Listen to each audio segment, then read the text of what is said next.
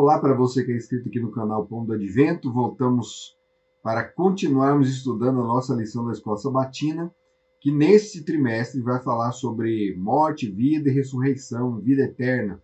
Então nós já falamos na lição passada que o conceito de homem, né, a antropologia bíblica, ela nos diz que o homem ele é o resultado da combinação entre o pó da terra, o sopro divino, e quando se junta sopro divino com o pó da terra, nos tornamos uma alma vivente. Então, quando falamos em alma na Bíblia, estamos falando do ser completo, do homem como um todo. Então, a alma não é nunca, na Bíblia, em parte alguma, uma entidade que existe dentro do homem, e essa entidade, quando o homem morre, ele sai numa forma incorpórea, fantasmagórica, e anda por aí, ou sei lá, vai para o céu, vai para o inferno, sei lá para onde vai, para o limbo. Cada cultura vai falar uma coisa, porque essa ideia, que é uma ideia pagã, ela é disseminada por várias culturas e ela contaminou o cristianismo de certa forma, né? Contaminou grandemente, né? Desde do início ali da igreja, quando começou suas relações ilícitas com o Império Romano, e as igrejas protestantes que vieram depois também, mesmo com a Reforma Protestante, que consertou tanta coisa, mas esqueceu desse detalhe aí. Então a natureza do homem ela continuou sendo tratada dessa forma. Então algumas religiões cristãs que não aceitam esse tipo de doutrina, esse tipo de pensamento, porque a palavra de Deus não endossa isso aí. Então nós falamos sobre isso na lição passada, apresentamos alguns textos que falam sobre isso, explicamos o verdadeiro sentido de nefesh, que é traduzido na Bíblia por alma. Então, nefesh significa o ser, a pessoa, e está mais relacionado com a garganta, ou seja, porque tem a ver com a nossa respiração, né, com um ato que o corpo exerce. Então, o ser vivo respira. Né? Temos até um salmo muito bonito que fala assim: todo ser que respira louva o Senhor. Só os seres que respiram louvam o Senhor. Só aqueles que têm vida louvam o Senhor. Porque na morte não há louvor. Nós até citamos esse texto também na lição passada. Hoje nós vamos falar sobre a ressurreição, porque a ressurreição é a solução para a morte.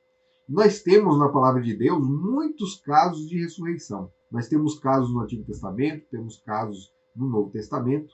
Né? Jesus ele ressuscitou muitas pessoas. Na morte de Jesus, muitos saíram dos seus túmulos, né? As pessoas viram essas pessoas caminhando por ali. Então não era um fantasma, ninguém viu fantasma. Ressurreição não é a volta do espírito para passear por aí. Nem ressurreição também não significa reencarnação. Ou seja, uma alma que foi para um lugar, passou por um período lá de aperfeiçoamento, aí voltou no novo corpo. Não é nada, a Bíblia em nenhum momento fala disso aí. A palavra de Deus não endossa esse tipo de crença. Então, a ressurreição é o retorno do fôlego da vida, né, do fôlego de vida para o pó, e o pó passa a ser alma vivente. A ressurreição é uma recriação. É Jesus criando de novo, é Deus criando de novo. Então, Lázaro, por exemplo, estava lá na sepultura, e Jesus chama Lázaro pelo nome, e Lázaro sai da sepultura, ele estava cheirando mal já, ele estava cheirando mal. Então, veja que a ressurreição não é só a pessoa voltar à vida, mas Deus ele recompõe o corpo. Quando ele sai da sepultura, ele não está mais nesse estado. Tirado aquelas ataduras, todo o corpo dele está perfeito. Então ele sai da sepultura renovado e vivificado. Então ele tem vida.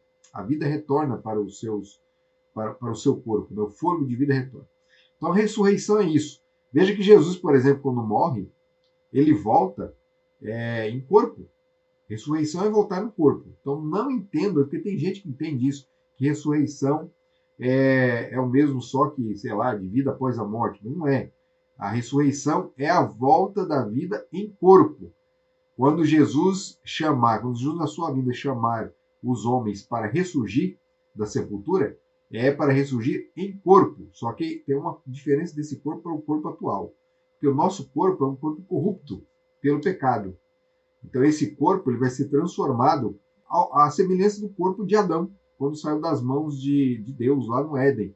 Perfeito, incorrupto. Então não teremos mais a natureza pecaminosa, e como nós seremos levados para junto de Deus, teremos acesso à árvore da vida, não passaremos mais pela morte. Então teremos vida eterna, porque teremos acesso de novo à árvore da vida, aquela árvore lá do Éden, viu? Também árvore literal, não é uma simbologia, seremos revestidos de imortalidade, porque a palavra de Deus fala que imortal mesmo, por si mesmo, só tem um, que é o próprio Deus. Então, os homens vão receber a imortalidade porque participarão da árvore da vida. É uma imortalidade condicional.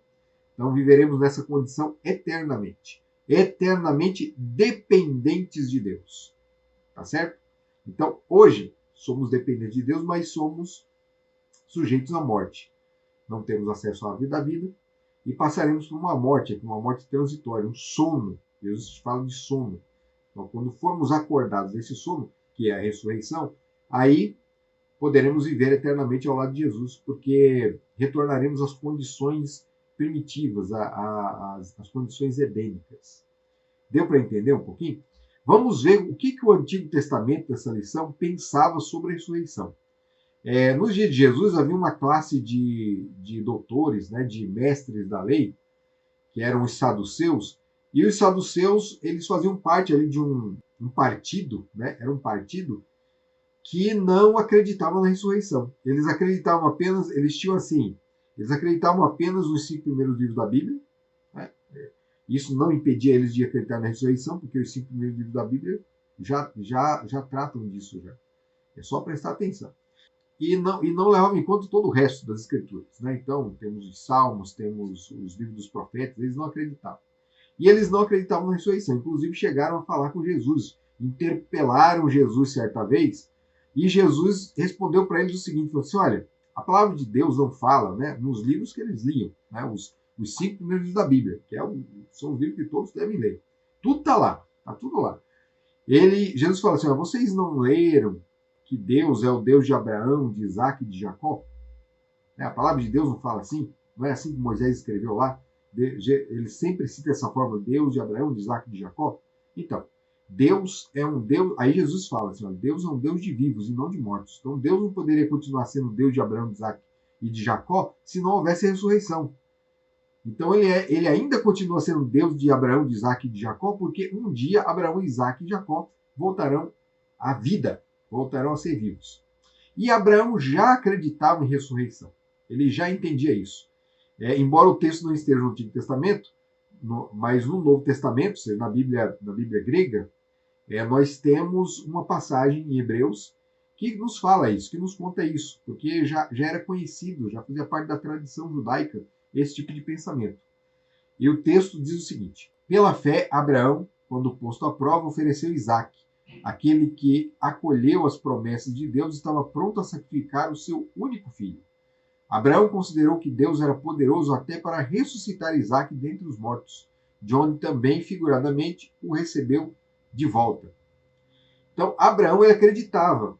Ele pensou assim, olha, se Deus deu a promessa de que o meu filho seria o pai de muitas nações, né, viria uma grande descendência dele, e ele é o filho da promessa, e ele está me pedindo agora para matar, então é porque ele tem uma solução depois disso, depois que meu filho morrer. E uma das soluções que fazia parte da esperança de Abraão ali era que Deus trouxesse o filho à vida. Então ele acreditava nessa capacidade de Deus, nesse poder, e ele tinha essa esperança. Então isso foi o que fortaleceu ele, o que o levou. Esse foi o resultado da fé que ele tinha em Deus, né? Ele raciocinou de forma lógica. Ele é o Senhor da vida. Ele pode devolver a vida aos que morreram. Então, Abraão já tinha essa esperança. Mas nós vamos citar alguns textos aqui, além desse, esse é do Novo Testamento, nós vamos citar textos do Velho Testamento, vamos começar por Jó. E Jó fala o seguinte, porque eu sei que o meu Redentor vive e por fim se levantará sobre a terra. Depois, revestido este meu corpo da minha pele, em minha carne verei a Deus. Eu verei por mim mesmo, os meus olhos o verão, e não outros. De saudade o meu coração desfalece dentro de mim. Então, olha só, Jó, ele acreditava que ele veria o Redentor dele, mesmo ele entendia que ia morrer. Jó, na verdade, Jó estava numa situação que ele não esperava outra coisa, ele não via ali na situação em que ele estava passando, ele perdeu tudo, o corpo com uma lepra terrível, a lepra vai afetando outras partes do corpo, é, vai ali anestesiando ali os nervos, né, do corpo. Então a lepra leva a pessoa à morte. Então Jó não via muito tempo de vida para ele. Ele acreditava que ia morrer logo. Só que olha só a esperança dele. Embora ele fosse morrer logo, embora ele não fosse viver para sempre, ele acreditava que os olhos dele, os olhos, e com seu próprio corpo, que ele fala assim, olha, este meu corpo da minha pele, a pele sensível, assim, ó, pele, ele acreditava que esse corpo veria o Redentor dele, que se levantaria da terra. Como é que ele acreditava nisso? Ele acreditava porque mesmo depois de morto, mesmo após a morte, ele voltaria à vida. Ele não acreditava que veria o Redentor como a entidade que saiu do corpo, o espírito que foi para o céu e veria o Redentor dele depois, não. Alguns podem até achar que o texto está falando isso, mas não, ele fala que esses olhos, esse corpo, essa pele, ou seja, o corpo vivo de Jó, veria o Redentor dele. Então, Jó acreditava na ressurreição. O outro texto é o texto do salmista. Nós temos aqui o Salmo 49, que é atribuído aos filhos de Corá, e o Salmo 71, que é atribuído a Davi. Então, olha só o pensamento dessas pessoas. São salmos que vêm de origens distintas, de tradições distintas. Quer dizer, não, tradições distintas não, eles seguem a mesma tradição, mas são de pessoas distintas e que, sei lá, de repente poderia vir de pessoas diferentes um pensamento diferente, né? Mas não, eles tinham o mesmo pensamento, embora fosse de famílias diferentes, embora do povo de Israel, eles pensavam da mesma forma a respeito dessa questão. Então, no Salmo dos Filhos de Corá, fala assim: meu Deus remirá a minha alma do poder da morte, pois ele me tomará para si. Olha, quando ele fala assim, meu Deus me remirá do poder da morte, ou seja, que ele vai me salvar, ele vai me tirar da morte. O remir aqui é salvação. Ele vai me tirar do poder da morte. E ele me tomará para si. Não me tomará para si depois de morto, né? A alma que vai para junto do Pai, nas mansões celestiais. Não, não é isso que ele fala. Ele fala que vai remir da morte, da sepultura. Morte, sepultura. Então, ele vai remir da morte, da sepultura, ou seja, vai trazer de volta a vida. Essa era a esperança que os filhos de Corá tinham. Né? E Davi, o que Davi fala? No salmo que nós vamos ler aqui de Davi está fazendo uma comparação. Ele está usando a morte, a ressurreição, de forma figurada. Ele não está falando diretamente da ressurreição, ele está falando, por exemplo, da situação que ele passa, que ele estava como morto. Mas ele acreditava que Deus ia tirar ele daquela situação de sofrimento, que era o problema que ele passou com o filho Absalão. Deus sabia que ia tirar ele daquele sofrimento e ele seria revivificado. Então ele usa a figura da ressurreição para falar desse momento da sua vida. E o texto declara assim, o texto fala o seguinte: tu que me fizeste passar muitas e duras tribulações, restaurarás a minha vida, e das profundezas da terra de novo me farás subir. Então ele usa essa figura da ressurreição, né? Deus tirando ele das tribulações, era como Deus tirando ele das profundezas da terra, ou seja, da sepultura. Então todos esses termos, né, mortes, profundezas da terra, às vezes você vai encontrar na Bíblia, em algumas traduções a palavra Hades, no Novo Testamento, vai encontrar Seol no Antigo Testamento. Essas expressões, essas palavras, elas estão falando da sepultura. Né? Então Deus tira o homem das profundezas da terra, ou seja, faz ele ressurgir e o toma para si, o fará subir, ou seja, vai tirá-lo de lá. Essa era a esperança de Davi. A esperança era tão grande que Davi usa isso como figura para a situação que ele passava, porque ele estava como morto ali, naquela turbulência familiar, mas ele acreditava que Deus ali revivificaria, né, traria uma nova esperança para Davi. O próximo texto é de Isaías. Isaías fala assim: os teus mortos e também o meu cadáver viverão e ressuscitarão. Despertem e cantem de alegria, vocês que habitam no pó, porque o teu orvalho, ó Deus, será como o orvalho da vida, e a terra dará à luz os seus mortos. A terra dará à luz os seus mortos. Então Deus é como o orvalho de vida, ele usa ali a figura da plantação, né, o orvalho caindo sobre a terra e as plantas saindo do chão, como os mortos saindo das suas sepulturas. Então os mortos saem em vida, o fôlego de vida retorna para o corpo, e Isaías entendia que estaria entre esses, porque ele não fala só deles, fala de si mesmo. Ele fala assim, ó, os teus mortos e também o meu cadáver viverão e ressuscitarão. Ele fala a respeito dele. E o último texto, Daniel, na verdade 2 textos, Daniel ele declara o seguinte, em Daniel 12, já no final do capítulo, do livro dele, ele fala, nesse tempo se levantará Miguel, o grande príncipe, o defensor dos filhos do povo de Deus, e haverá tempo de angústia como nunca houve, desde que existem nações até aquele tempo. Mas naquele tempo o povo de Deus será salvo, todo aquele que for achado escrito no livro. Muitos dos que dormem no pó da terra ressuscitarão, uns para a vida eterna, outros para a vergonha e horror eterno. E já vamos comentar junto com o segundo texto. O segundo texto, no final do capítulo 12, fala assim, quanto a você, Daniel, o anjo falando para Daniel, quanto a você, siga o seu caminho até o fim. Você descansará e, ao fim dos dias, se levantará para receber a sua herança. Então, vamos começar comentando pelo último verso aqui. Daniel ele recebeu a promessa da boca do próprio anjo que ele voltaria à vida. Ele fala, você descansará, ou seja, morrerá. O descanso aqui é uma figura de linguagem para a morte. Né? Você descansará. E ao fim dos dias, ou seja, nos últimos dias, e a gente vê lá que nos dias de Jesus, né, quando Marta fala com Jesus a respeito de Lázaro, ela fala assim, eu acredito que nos últimos dias nós vamos ressurgir, nós vamos ressuscitar. Ela acreditava na ressurreição nos últimos dias. Né? Isso certamente ecoando aqui o texto de Daniel, que o anjo fala assim, olha, no fim dos dias se levantará, o corpo de Daniel se levantará para receber a sua herança. Então Daniel ele ressuscita para receber a sua herança. Agora, o texto do início do capítulo, ele é um pouco mais complicado. Tá? Então presta bem atenção para a gente finalizar aqui com chave de ouro aqui esse estudo. É dito lá que Miguel, nos últimos dias, se levantará para defender os seus filhos, né? Aqueles que estão escritos no livro da vida. Se levantará. Quem é Miguel? Miguel, a gente não tem tempo para fazer um estudo aprofundado, mas Miguel é Jesus. A estrutura do livro de Daniel já nos faz entender isso.